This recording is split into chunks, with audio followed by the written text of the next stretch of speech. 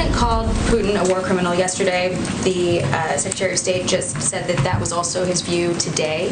So given all of that, why are we still having Putin's Russia broker the Iran nuclear deal talks?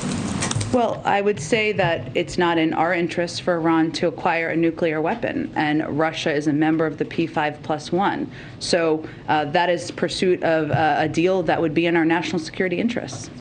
The White House reportedly in the final stages of a nuclear deal with Tehran. And the Biden administration is also considering removing Iran's Revolutionary Guard off the terror blacklist to make it happen. It's not a joke. Florida Congresswoman Cammack, ranking member on the Subcommittee for Emergency Preparedness, Response and Recovery, joins us now. Congresswoman, of all the horrible ideas coming out of this White House, where does this one rank?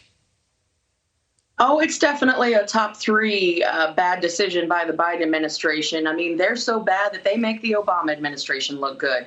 And listen, the definition of insanity is doing the same thing over and over again and expecting a different result. This is the exact same cast of characters from the Obama administration doing part two of the Iran deal. It's a disaster. Not only is this a disaster for our national security, but for regional security when you're talking about the Middle East and our number one ally in the region for Israel, but globally.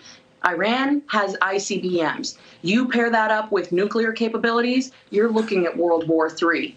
Yeah, and we are just hours away, Congresswoman, from President Biden's high-stakes phone call with Chinese President Xi Jinping. Here is what the White House has said about China in recent days. Watch this. China in particular has a responsibility to use its influence with President Putin and to defend the international rules and principles that it professes to support. The fact that China has not denounced what Russia is doing in and of itself speaks volumes.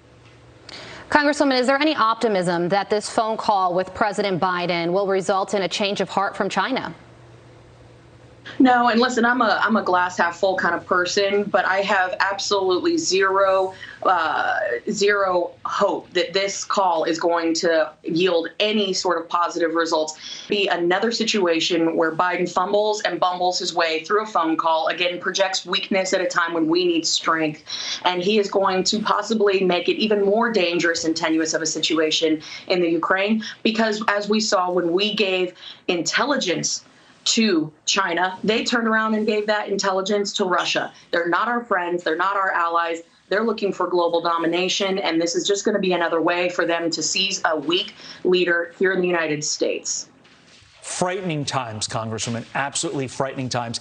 It does seem you could put all of these on a wheel, spin it, and the common theme that comes out of it, Joe Biden caving to the bad guys. It is a frightening prospect. Will be interesting to see if and when your party takes over the Congress in November, if anything changes. Congresswoman Cammack, we appreciate your time and insight as always. Thank you very much.